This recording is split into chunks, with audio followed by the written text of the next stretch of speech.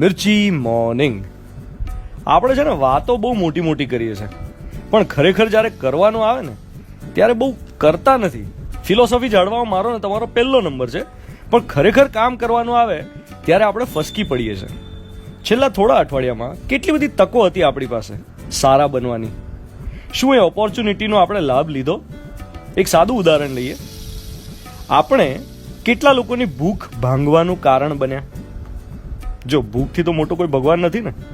શ્રી કૃષ્ણએ ગીતામાં કહ્યું છે કે અહમ વૈશ્વા નરો ભૂતવા પ્રાણીનામ દેહમાશ્રિતઃ પ્રાણાપાન સમાયુક્ત પચામ્યન્નમ ચતુર્વિધમ.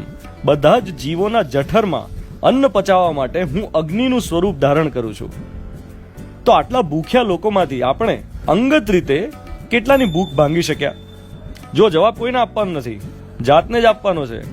કોઈ બીજાને બતાવવાનું નથી. જેમણે સત્કાર્યો કર્યા છે, ફૂડ પેકેટ વહેંચ્યા છે, એમના કામને નાનું નથી બતાવી રહ્યો. એમને તો વંદન. આ તો મારી ને તમારી વાત છે. આપણે બે જણાએ પેલા ખુલ્લા પગે ચાલીને જતા મજૂર માટે કેટલું કર્યું?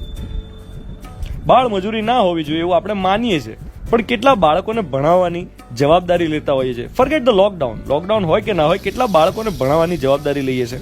જે લોકો કરતા હોય એમને પ્રણામ. જે ઘરે કામવાળાના બાળકને ભણાવતા હોય, ફ્રી ટ્યુશન કરતા હોય, ઝૂંપડપટ્ટીમાં જઈને ભણાવતા હોય અને એવું ના કરી શકે તો કોઈની ફી ભરતા હોય, એમને પ્રણામ. લોકડાઉનમાં જાણું જ છું કે ધંધો કરનાર ઉદ્યોગો પાસે પૈસા નથી, પગાર કેવી રીતે કરવો એ બહુ મોટો પ્રશ્ન છે. ને તોય જે બિઝનેસમેન પગાર ના કાપે, એક પણ જણનો રૂપિયો ના કાપે, 2 મહિનાનો સેલરી આપે, એમને તો ચરણ સ્પર્શ. હું પર્સનલી એવા ઉદ્યોગપતિઓને ઓળખું છું જેમના 100-150 કર્મચારીઓ હોય, મહિને આમ લાખો રૂપિયાનો પગાર કરવાનો હોય, 30-40 લાખનો, અને લિક્વિડિટી ના હોય તે છતાં કોઈનો સેલરી ના કાપે.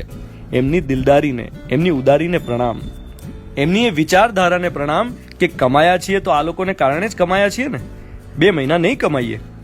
અને જે લોકોએ પગાર ભલે કાપ્યો હોય પણ એમના મનમાં દુઃખ થયું હોય ને પગાર કાપવાનું, એમને પ્રણામ.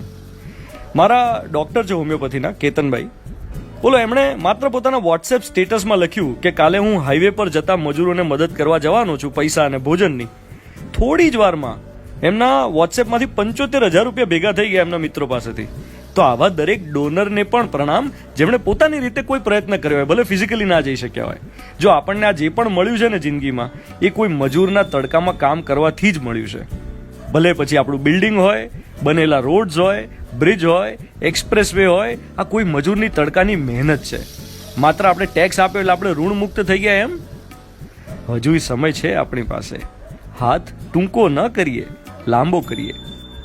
મિર્ચી પર હું છું ધ્વનિત, તમારી સાથે. Good morning my dear.